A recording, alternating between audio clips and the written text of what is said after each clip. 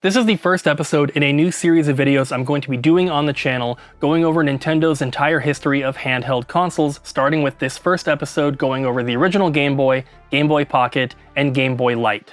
This is not only going to be a series where I can showcase my personal handheld collection, but also a sort of collecting guide for those interested in Game Boy. We'll be going through all the different variations for each Game Boy line, talking a little bit about the history, some of my personal stories or experiences, and then towards the end of the video, I'm going to show you my personal collection of the handhelds that we discussed today. The original Game Boy was designed by Nintendo's Research and Development 1 team, led by Gunpei Yokoi and Satoru Okada. It was released in April 1989 in Japan and September 1990 in the USA and Europe. My birthday is in September of 1990, so I'm the same age as the original Game Boy. The handheld had a decent lifespan, being discontinued in 1998, although Nintendo offered services and repair for the original model up until 2008. The original Game Boy screen was green and used black pixels for the graphics, similar to what you might see an old computer look like in a movie. Nintendo did this because it offered the best contrast for the screen at the time, since there was no sort of backlight they could realistically use while keeping the cost affordable for consumers. The original Game Boy was one of the first handheld game consoles to have interchangeable cartridges. Most units came packed with a copy of Tetris, which is also the best-selling Game Boy game of all time, followed by Pokemon Red and Blue version. There were many other bundles available as well, but the most popular and most common was the Tetris bundle. Nintendo sold roughly 64 million units worldwide, including the original, Pocket, and Light series of Game Boys. The original Game Boy was light gray with a gray screen lens, black D-pad, and purple A and B buttons, but they later released the Play It Loud series, which featured different colors. Deep black, gorgeous green, radiant red, vibrant yellow, and high-tech clear were released in North America, while cool blue was exclusive to Europe and traditional white exclusive to Japan. The D-pad and buttons were also different on the Play It Loud series of Game Boys, being all dark gray, as well as the screen lens matching this dark gray color instead of the original lighter gray. Special edition consoles include the Manchester United Game Boy exclusive to Europe, the Hyundai Comboy Game Boy exclusive to South Korea, and the Electronic Boutique console exclusive to Europe. There were also many contest and giveaway Game Boys that were not necessarily sold to the public, and these are incredibly rare. Some of these include a Toyota branded Game Boy, a Pink Heart Game Boy, a Wario logo Game Boy, a Backstreet Boys logo Game Boy, and a Vivitar Game Boy, among many others. These are so rare that while very few people have even heard of them, even less people have seen one in person or have one in their collection.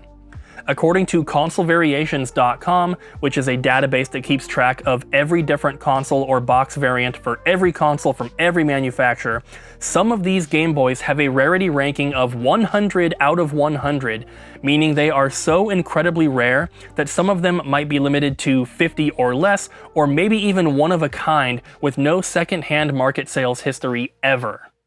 So I says to her, I says, "Hey, is that Bob?" Wow, he looks great. Yeah. Hey, Bob, did you cut your hair? I don't have any hair, Jim. He doesn't have any hair, stupid. The Game Boy Pocket was a redesign of the original Game Boy, which was made smaller, small enough to fit in your pocket, and swapped out the green screen for a standard colorless one. Similar to how we get slim versions of consoles these days, also, they used 2 AAA batteries instead of 4 AA batteries, making the whole package much lighter. It was released worldwide in 1996, although in different months around the world. The original Game Boy Pocket colors included silver, blue, black, red, green, yellow, and clear, which were all released in North America, while the atomic purple, pink, classic, off-white, and emerald green were exclusive to Japan. There were a few special edition Game Boy Pockets released, like the Extreme Green and Ice Blue, which were exclusive to North America, and Hello Kitty was exclusive to Japan. Among the more rare consoles, contest prizes, and giveaway handhelds, we have the Imagineer Game Boy Pocket, the White Marble, and the Wood console. Like the original line of Game Boys, some of these are extremely rare and nearly impossible to find. When I was a kid, I spent a lot of time sleeping over at friends' houses and having friends sleep over at my house. And it was during these kind of sleepovers where I would experience my first time playing the original NES, the original Sega Genesis, and even the Dreamcast. And I remember sleeping over at this one kid's house who lived down the road from my parents growing up. And I don't think that he was like a very good friend or anything like that, because I don't remember his name. I don't remember ever having slept over there more than just this one time, but this memory has always stuck with me because it involves the original Game Boy. And I remember that he had one, and he had fallen asleep before I did, and the lights in his bedroom were turned off, but I wasn't tired. As a kid, I always had trouble kind of like falling asleep.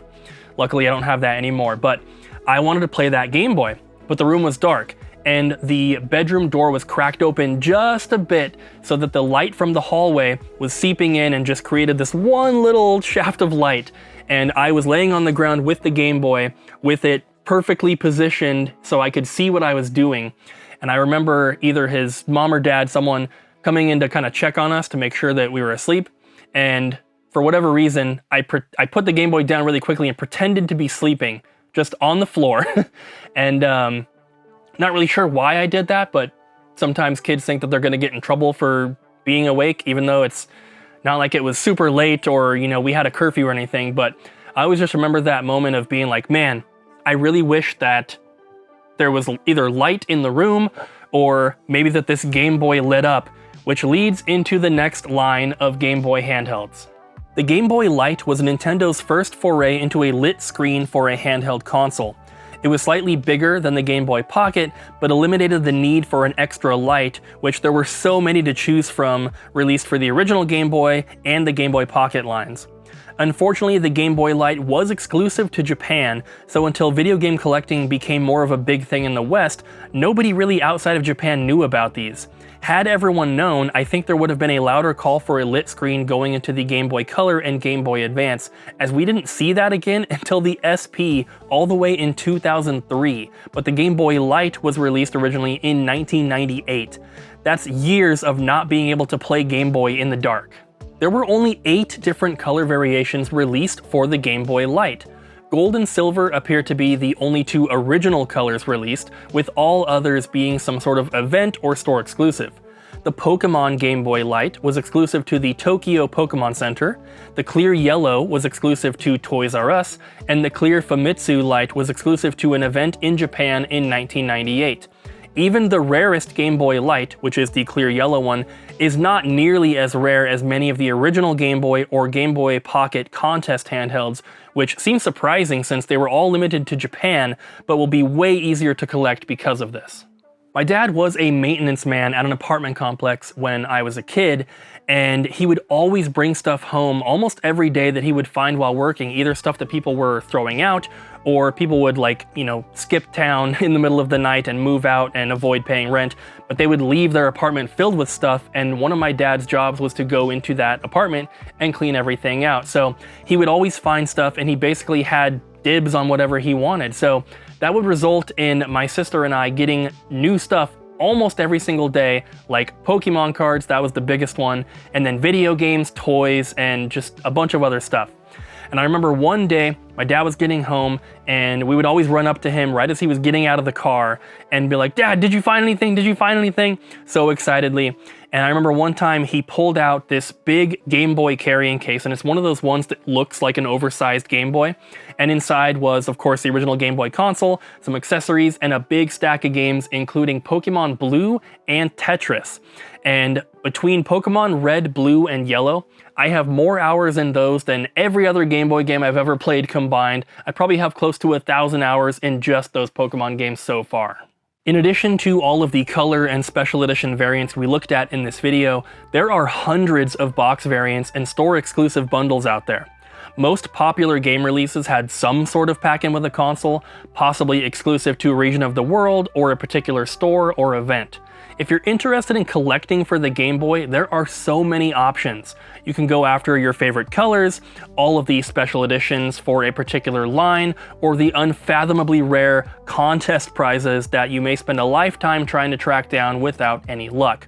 My point is that with collecting this type of stuff, you have an almost unlimited amount of items to seek out, making the collection journey so much fun. In the next video in this series, we're going to be taking a look at the Game Boy Color, which has a few very cool special editions. If you want to make sure you see that video, make sure you hit that subscribe button and turn on notifications. There will also be a playlist link in the description down below so you can watch all the other episodes that are available right now. This is the shelf where I have all of my handheld consoles displayed.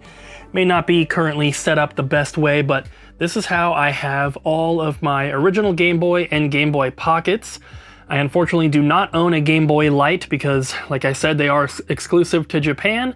Maybe I'll get one in the future, but I just wanted to show my little shelf of original Game Boy stuff.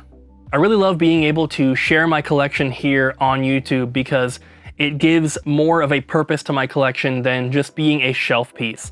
I know that I realistically cannot play every single game that I own, but it's nice to be able to make something from what I have.